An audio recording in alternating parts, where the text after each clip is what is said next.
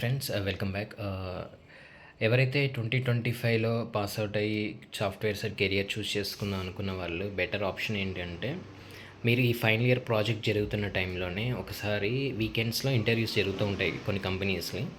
మీరు వెళ్ళి డైరెక్ట్‌గా ఇంటర్వ్యూస్‌కి అటెండ్ అవ్వండి, తప్పులేదు. ఎవరు మిమ్మల్ని ఏమీ అడగరు.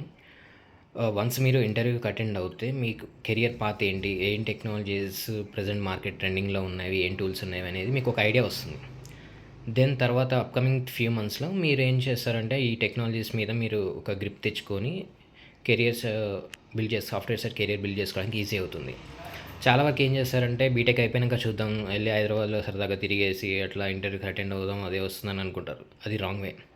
చాలామందికి తెలియని విషయం ఏంటంటే, బీటెక్ అయిపోయిన తర్వాత టైం వేస్ట్ చేసుకోవడం కంటే, బీటెక్ ఫైనల్ ఇయర్ ప్రాజెక్ట్‌లో ఉన్నప్పుడే మీరు ఇంటర్వ్యూస్‌కి అటెండ్ అయితే, మీకు ఏమేమి మార్కెట్‌లో ఏమేమి ట్రెండింగ్ టూల్స్ ఉన్నాయి, ఏంటని వాట్ ఈస్ వాట్ అని ఒక క్లియర్ పిక్చర్ వస్తుంది.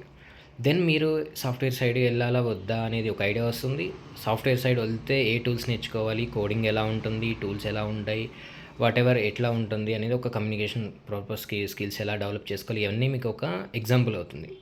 దెన్ మీకు చాలా వరకు అడ్వాంటేజ్ ఏందంటే, చాలా ఈ టైంలో మీకు చాలామంది పరిచయం అవుతారు.